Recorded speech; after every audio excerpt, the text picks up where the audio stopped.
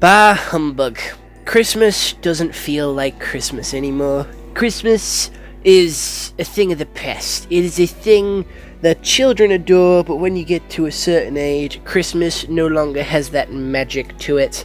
And you know what? To channel this inner disappointment in Christmas, we're watching The Grinch today.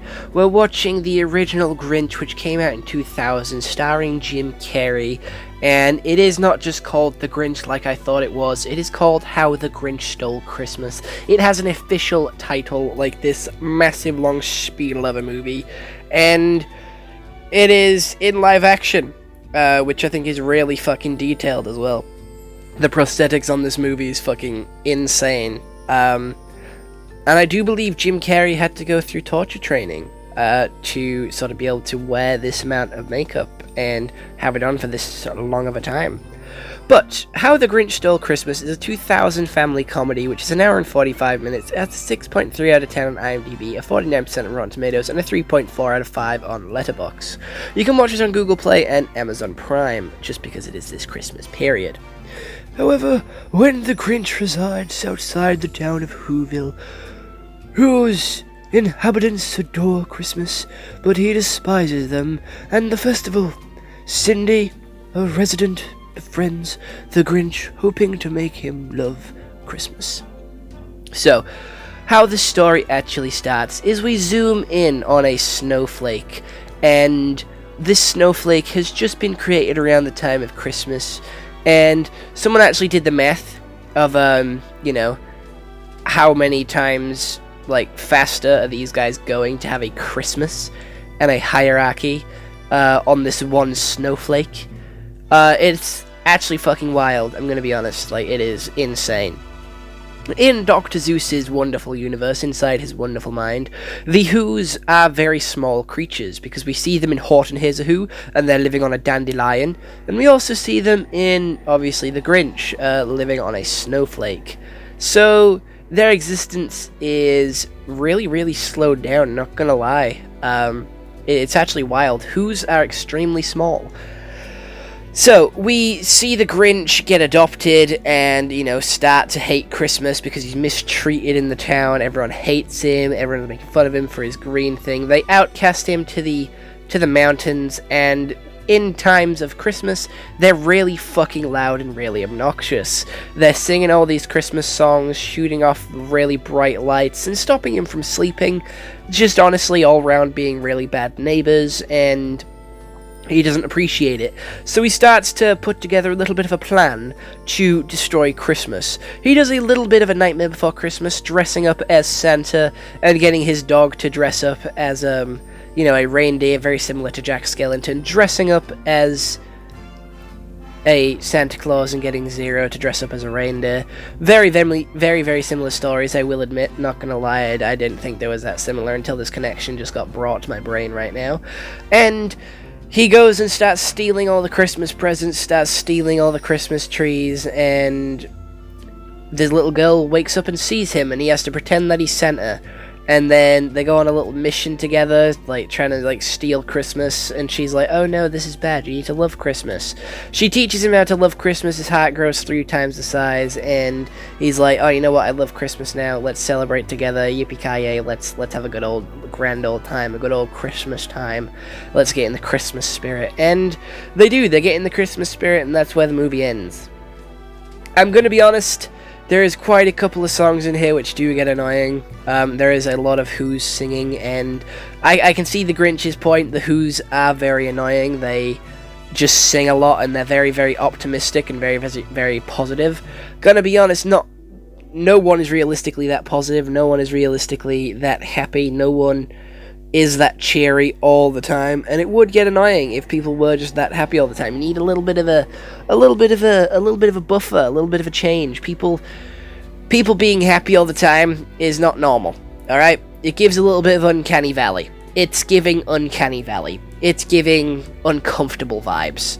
No one is that incredibly happy, and it does great on some people because it's annoying how happy they always are. And I see the Grinch's point, not gonna lie. How are they always that happy? What do they have to be happy about? They're living on a snowflake that's gonna hit the ground in 2 more seconds and will melt, so their existence will come to an end. But they're continuing to have a happy old Christmas time, happy old time on this Christmas snowflake, and yeah, the prosthetics are really good. I really like the prosthetics. You gotta give them all props because they all have some really, really strange shaped heads, hair, mouths, and that just adds to like the uncomfort. Like, having prosthetics on is really uncomfortable. Like, it's adding an extra bit of plastic to your face.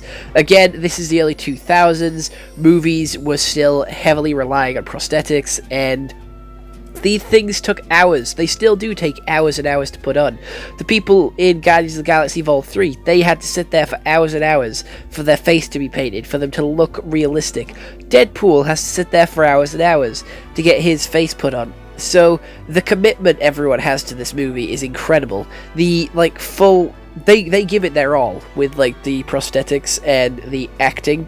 Jim Carrey, he's funny, he's a great actor, he's a great guy, I love him, I think he's an incredible actor, and he is here and he does give it his all. He gives it his best go, and he's an incredible Grinch, and I think he does a really good job. His acting is on point. He gives Grinch vibes very well, and he's able to contort his face extremely well, even though it is heavily like prostheticized, covered in sort of rubber prosthetics and sort of latex. He does an incredible job at like still being able to move his face in such a way that it doesn't break the sort of the mask, and doesn't break the prosthetics, doesn't crack it, doesn't chip it, doesn't sort of ruin it, or doesn't make it come off his face. So he does an incredible job at making this and sort of doing this. He does a great job.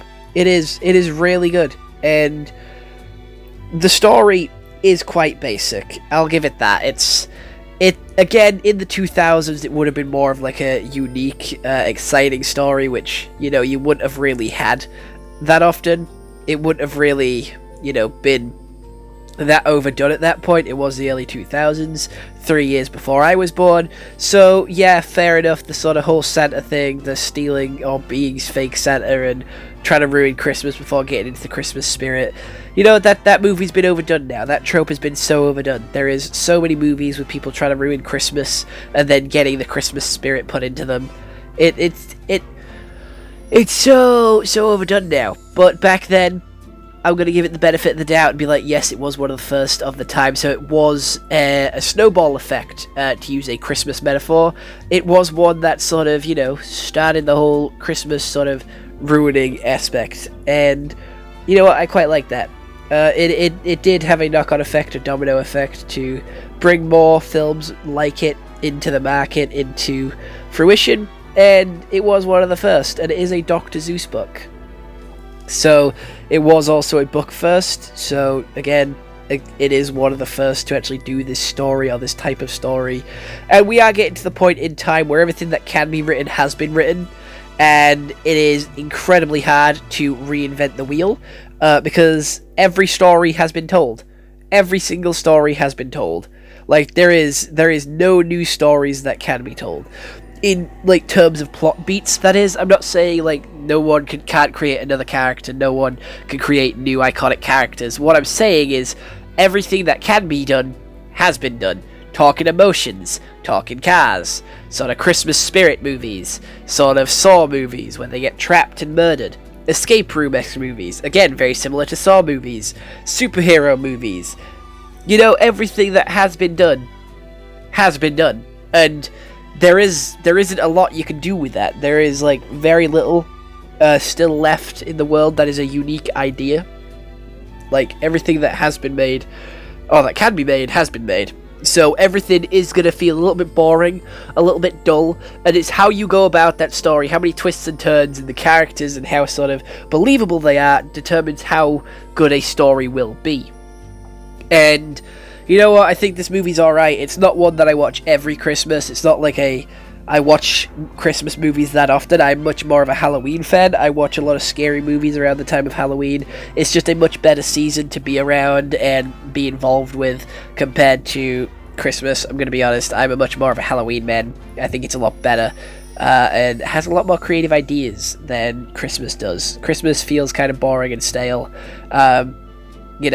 It's just, I don't know. I lost the Christmas spirit, so maybe I need to go on my own sort of Christmas adventure to get that Christmas spirit back, and go on my own stereotypical Christmas movie to get that spirit back. But other than that, this movie, it's all right. It's a solid 6 out of 10. I genuinely can't give it any more because it's still not the most exciting movie. It's just all right. It's all right.